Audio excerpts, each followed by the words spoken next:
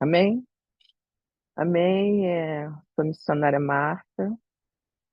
Como eu já disse no início, eu não estava me sentindo bem.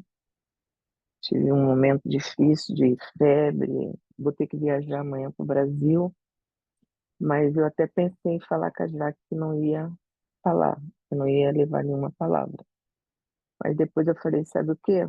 Eu vou fazer. Não importa, porque quando a gente está fazendo a obra de Deus, e nisso Deus vai curando a gente, né?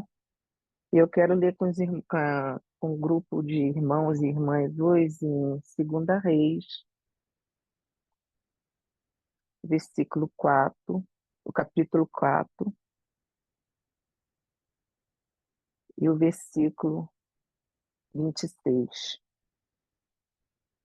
que diz assim: Agora, pois, corre ao encontro e diz-lhe: Vai bem contigo, vai bem com teu marido, vai bem com teu filho. E ela disse: Vai tudo bem. Aqui vai relatar a história. O livro de Reis é um livro que, se você for olhar bem, decorre que parece que é um livro das necessidades. A gente encontra no livro de Reis aqui o profeta aumentando o azeite da viúva. A gente vê aqui o profeta tirando a morte da panela. A gente vê aqui o profeta dando a essa mulher sunamita a oportunidade de gerar, de ter um filho. A Bíblia relata aqui em Segunda Reis que a Sunamita, ela tem o seu nome de Sunamita porque ela vem da cidade de Sunem. Sunem quer dizer lugar de descanso. E essa mulher, então, ela começa a observar esse homem de Deus, Eliseu. A Bíblia vai relatar que Eliseu passava sempre por ali, ali era a rota de profeta. E você vê que Deus poderia ter usado qualquer outra mulher ou qualquer outro profeta, mas a coube a Deus usar a sunamita para Eliseu. E ela observava, a Bíblia diz assim, que ela, toda vez que ela via o profeta passar, ela diz ao seu marido assim, ó, eu observo que ali vai um santo homem de Deus. Ela não se deteve só em dizer que aquele homem era um homem de Deus, ela ainda acrescentou mais um santo homem de Deus. E muitas das vezes a gente nos para pensar e a gente esquece que as pessoas nos observam. E muitas das vezes a gente não presta atenção, mas as pessoas estão nos observando. E será que ela pode chegar e dizer assim: ali vai uma santa mulher de Deus? Porque carrega com ela um peso muito grande. Então, essa mulher começa a observar esse homem e ela fala assim: sabe o quê? Convida esse homem para comer na sua casa. Então, naquilo que Eliseu começa a passar, no cansaço, na rota que vai e vem, na passagem, Eliseu passa a comer na casa dessa mulher. Aí ela começa a servir a refeição para Eliseu, e ela então observa e fala para o seu marido assim: sabe o quê? Esse homem é um homem santo, e cabe a nós fazer alguma coisa por esse homem. E ela vai até seu marido e fala para ele assim: vamos fazer para ele um quarto. E ela então tem a ideia de fazer um quarto, e esse quarto, ela faz esse quarto na casa dela, mas é um quarto que fica dentro da casa dela. O homem pode entrar, sair a hora que quer nesse quarto. E ali ela põe, nesse quarto, ela põe uma mesa, ela põe uma cama, ela põe uma mesa, ela põe uma cadeira, e ela põe a lâmpada, né? Eu esqueço como que fala o nome. E ela ali põe, então, esses objetos. Então, irmãos, a mesa, a cama, em primeiro lugar, a cama, ela se preocupou com o profeta, com o homem. Ele era profeta, mas ele era homem. Ele tinha necessidade como homem. Ele tinha cansaço como homem. Ele precisava de um lugar para repousar como homem. Ela não olhou simplesmente para ele só como um profeta. Ela olhou também para a necessidade de um homem. E a Bíblia vai relatar que Eliseu, quando Elias vai encontrar com Eliseu e joga a capa e fala assim: segue-me. Eliseu tinha sua família.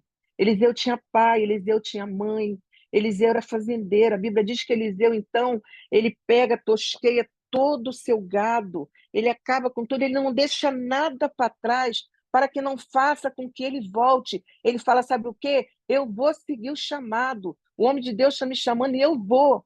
Então ele queima, ele acaba com tudo, ele faz um grande churrasco e ele segue a Elias. Naquilo que ele segue Elias, irmão, vai chegar um tempo que Elias não vai ficar com Eliseu mais, Eliseu se encontra só. E uma coisa que eu observei aqui, irmão, que Deus é tão maravilhoso, Deus é tão maravilhoso, irmão, que ele não deixa você sozinho. Deus percebe, entendeu? Eliseu já não estava mais Eliseu não estava mais com Elias, mas Deus prepara para Eliseu uma casa, prepara para Eliseu uma família. Aquela mulher não tinha filho, mas ela pega Eliseu como uma família e ela põe ali, ela se preocupa. Ela fala, sabe o quê? A cama vai ter um tempo para ele descansar. Nesse vai e volta, ele vai ter uma cama para dormir. Ele vai ter uma mesa, uma cadeira para sentar. A cadeira é lugar de honra. A mesa é comunhão. Ela se preocupou em Eliseu ter comunhão, ter honra. Ela se preocupou em Eliseu ter a luz, que significava a luz de Deus, a presença de Deus. Então, ela colocou todos aqueles objetos naquela casa, porque a gente sabe que quando a gente tem a nossa mesa, que a gente senta na nossa cadeira, muitas das vezes a mesa serve para comer, mas a mesa serve também para você ler uma Bíblia, para você ler um livro, e ela se preocupou com tudo aquilo para aquele homem. E aquele homem ficou tão assim maravilhado com a bondade daquela mulher que ele chega e fala assim: peraí, eu preciso fazer alguma coisa pela sunamita. E ele vai e pergunta para Geazi, Geazi, o que eu posso fazer por essa mulher? Porque ele ficou tão maravilhado com a bondade, com o carinho, com o cuidado daquela mulher com ele, que ele falou, eu preciso fazer alguma coisa por essa mulher. E Geazi fala para ele assim, bom, ela não tem filho. Ela não tem filho. E ela então, e o Eliseu fala assim para Geazi, Geazi chama ela. E ela entra, irmão, gente, no quarto, e Eliseu fala para ela assim: o que tu deseja? Eliseu sabia que aquela mulher era uma mulher de posse. Eliseu sabia que aquela mulher era uma mulher rica. O que deseja o teu coração? Porque o que ela precisava comprar, irmão, o dinheiro comprava. Ela podia comprar o que ela quisesse com o dinheiro. Mas aquilo, irmão, que o coração dela desejava, ela não podia comprar com dinheiro. Era só um milagre de Deus. E a gente sabe que as mulheres daquela época, quando não gerava, entendeu? Elas eram consideradas como se faltasse algo na vida daquelas mulheres. A gente tira a Ana, a gente vai por Isabel, a gente vai pela Raquel. Todas essas mulheres, elas ficaram arrasadas, sofridas porque não podia ter filho. E não ter filho naquela época era algo muito doloroso. Era como se você ficasse excluída do povo. Então você vê que Ana, ela foi o tempo todo, Pelina dava filhos para o seu marido, mas Ana não gerava. E Ana ficava arrasada, ela falava, eu quero gerar. Então Eliseu chega para essa mulher e fala para ela assim, o que deseja o teu coração? E ela fala assim, não, eu não preciso de nada. Ele fala, posso fazer alguma coisa por você? Posso falar de você para alguém? Para que alguém faça algo por você? Diante de tudo que você tem feito por nós? E ela fala, não, eu não preciso de nada. Sabe por que eu não preciso de nada? Porque eu habito no meio do meu povo. Tudo que eu tenho, eu estou satisfeita. Irmãos, a Bíblia diz que aquele homem, o marido dela, já era velho. Imagina que ela já tinha a impossibilidade de um homem velho, provavelmente aquela mulher, quando casou com aquele homem, ela de repente era uma mulher estéril. De repente, a todo o tempo, ela quis sim ter filho. Mas o tempo foi passando e ela não gerou. Ela não teve filho. Existe situação na vida da gente que a gente prefere falar assim, ó, tá tudo bem, eu não quero mais. Eu não quero mexer com isso porque isso me machuca. Eu não vou mexer com isso porque isso me faz sofrer. Conta para uma mulher que já perdeu vários filhos de aborto e chega para ela e diz assim para ela, ó, Eu estou falando para você que Deus vai te dar um filho. A primeira coisa que ela vai falar para você é: eu não quero. Sabe por quê? Porque ela está com medo. Ela tem medo, então ela não quer mais mexer com aquilo.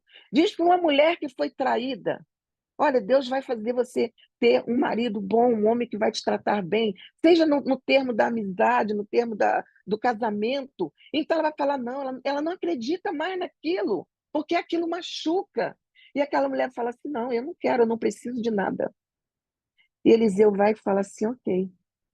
E Eliseu vai e declara para aquela mulher que naquele ano aquela mulher ia segurar um filho. E ela vai falar para o Eliseu assim: não minta para a tua serva. Porque as esperanças daquela mulher já não estavam mais. Ela já não tinha mais desejo de ter filho. Ela pensava assim: o tempo todo passou, eu tive a oportunidade de ter, eu não tive. Porque agora, tão difícil, mais difícil para me ter um homem, mas o homem já está velho.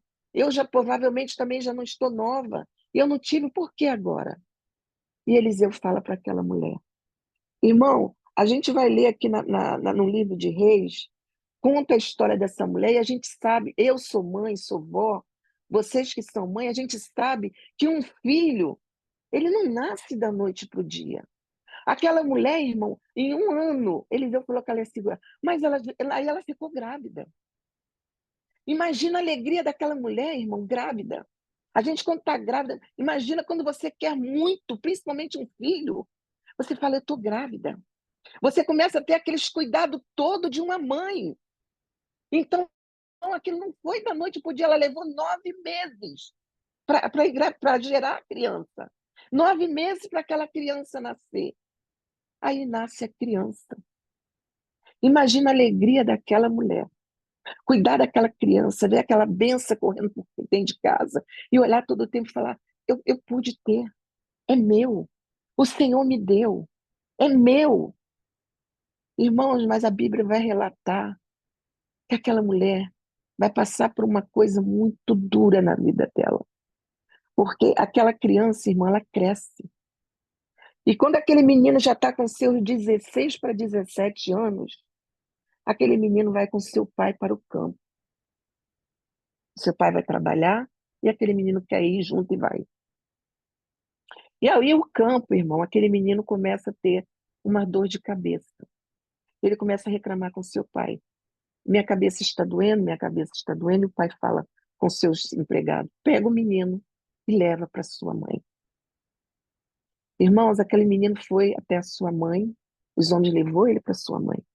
Imagina, irmão, quando aquela mãe viu a criança, o rapaz entrar, aquela mãe diz, a Bíblia diz que aquela mãe pegou aquele menino, botou no colo e se ajoelhou.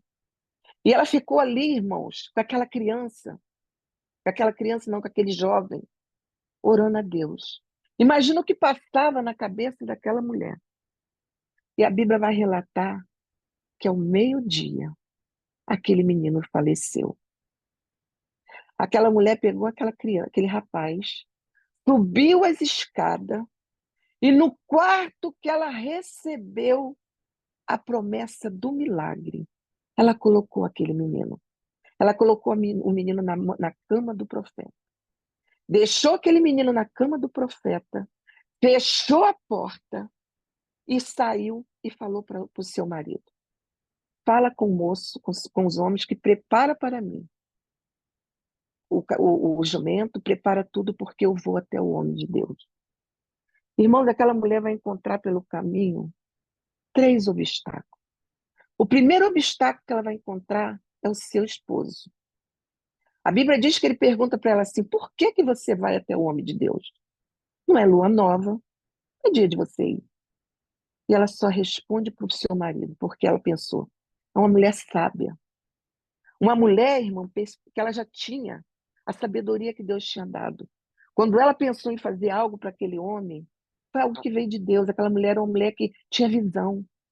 Ela falou, pensou com ela, eu penso, nós pensaríamos, se ela conta para o seu marido já velho: meu filho, nosso filho morreu, eu botei ele na cama e eu vou atrás do homem de Deus. Aquele homem ia falar para ela: peraí, são 18 quilômetros por aí, é muito longe, você não tem que ir até o homem de Deus, o menino já morreu, Nós temos agora que preparar o funeral para o menino.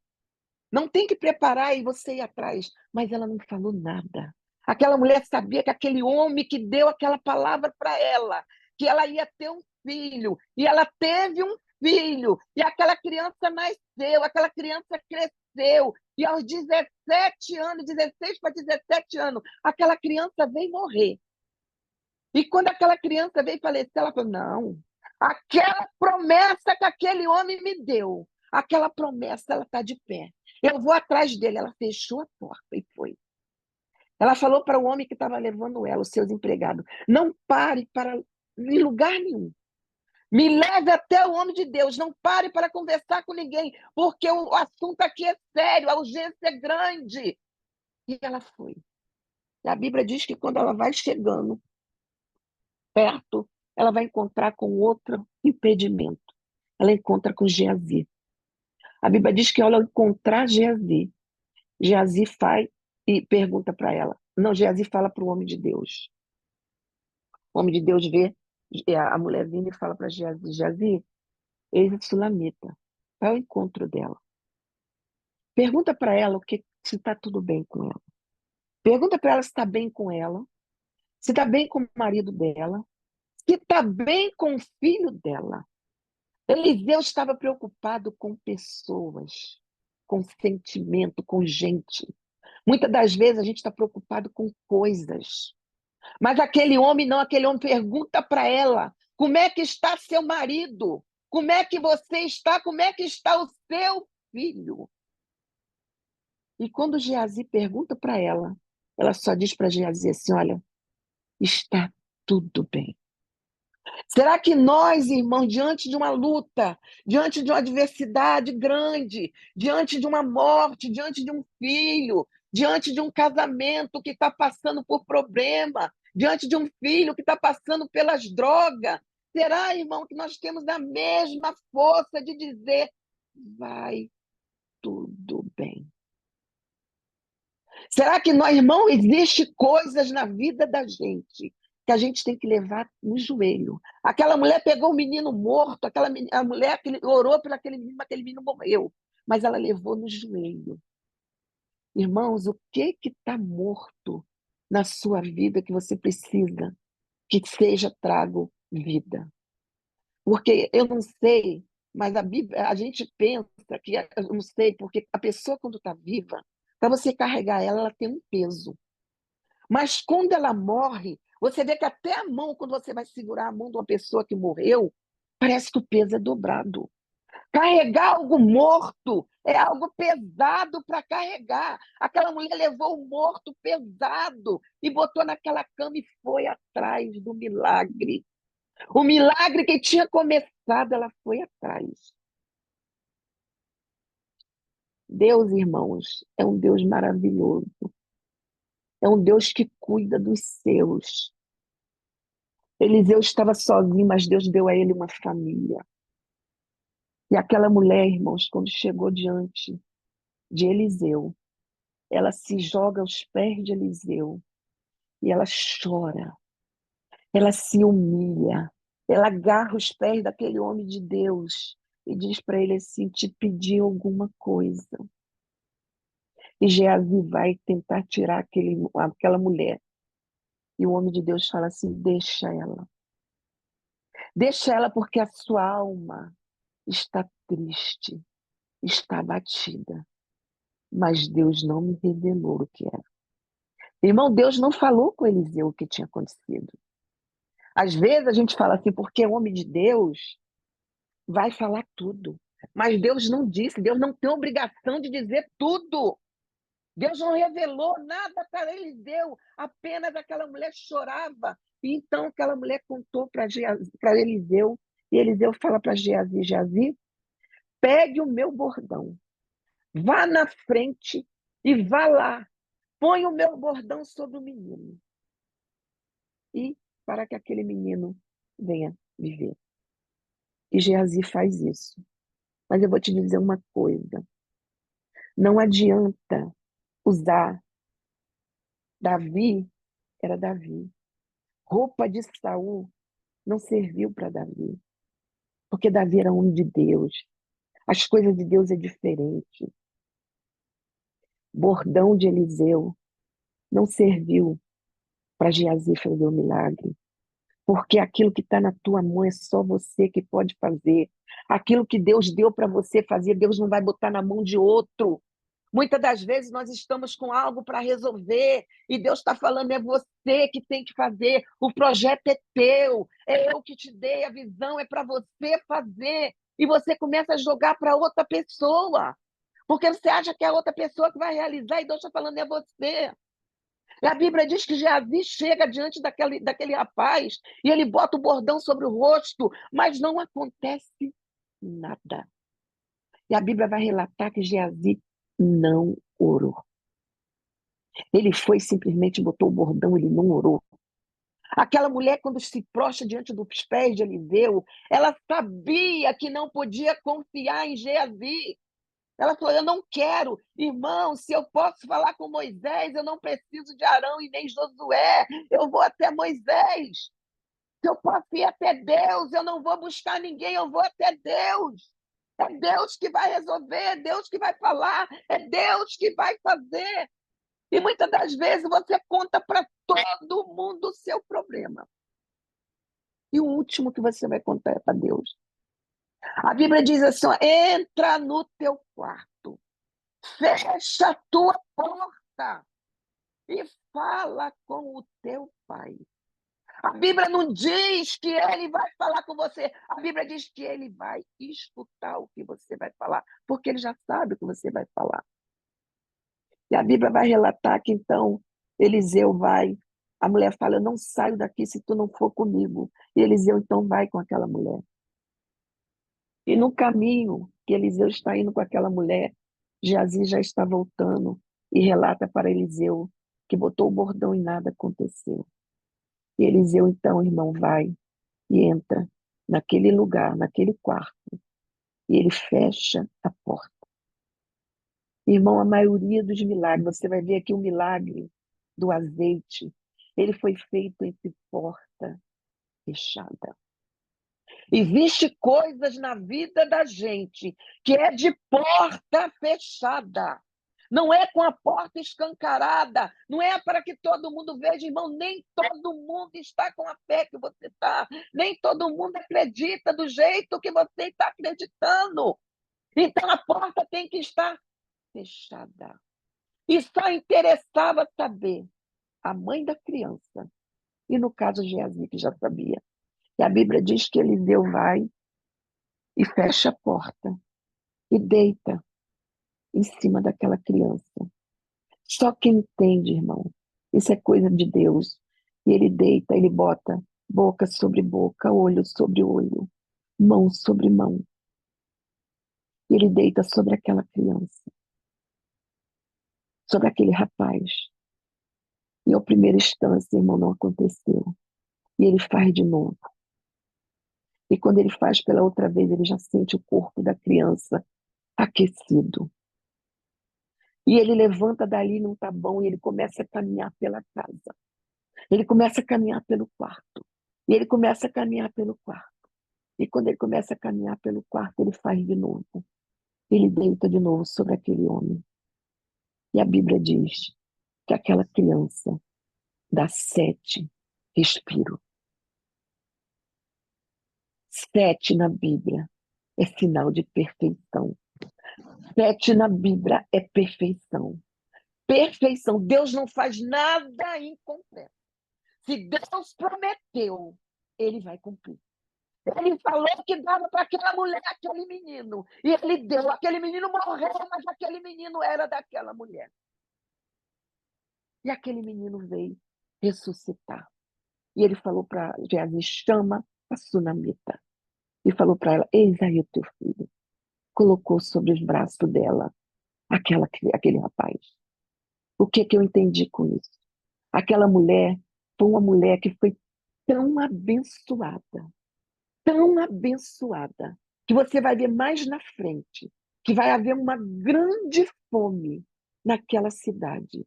A Bíblia diz que o profeta vai dizer assim, olha, pega tudo que você tem e vai para este lugar e fica ali. E aquela mulher ficou naquele lugar por 7 anos, que está lá no livro de Reis, que está Reis 8.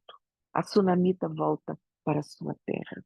Ela ficou 7 anos, irmãos, naquele lugar. E quando ela regressa, tudo aquilo, irmão, que ela tinha perdido, foi restituído a ela. Ela teve tudo de volta. Irmãos, e tudo em dobro. Nada foi tirado daquela mulher. O que eu entendo com isso? Ninguém nessa vida ganha de Deus. Ninguém ganha, irmão, em dar para Deus. Aquela mulher, ela fez. A Bíblia diz que aquele que recebe um profeta na sua casa, com honra de profeta, recebe galardão de profeta. Aquela mulher, ela fez por aquele homem. Ela não fez esperando nada. Ela fez o melhor. Ela não deu um quartinho, um puxadinho. Porque muitas das vezes Deus manda você fazer, aí você faz. Você até faz, você faz com murmuração. Você faz com reclamação.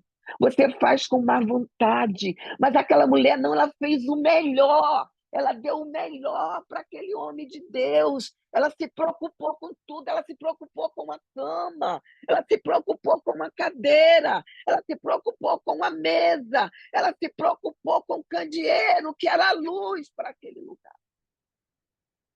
A gente vê que a primeira palavra que Deus fala na Bíblia, lá em Gênesis, haja luz.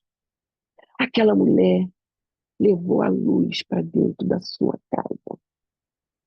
Mas presta atenção numa coisa, ela observou. E observar, irmão, não é da noite para o dia. Muitas das vezes a gente nos confunde. A gente conhece a pessoa ora por você um pouquinho, você mal observa, você já participa, bota a pessoa para participar da tua vida, para comer da tua mesa, para profetizar, e a pessoa às vezes não é nada daquilo. Mas ela não. Ela observou. A Bíblia diz que ela observou, ela olhou. Ela observou com observação de realizar algo. Ela não viu para sair contando, porque muitas das vezes a gente vê e não é para realizar nada, é só para contar o que a gente está vendo, mas aquela mulher não. Ela olhou, observou e agiu em favor daquele homem.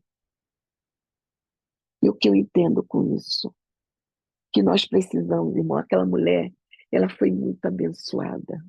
Ela foi abençoada em todas as áreas da vida dela. Ela teve o seu filho restituído. Ela teve os seus bens restituídos. Porque ela foi generosa. Ela foi boa para aquele homem.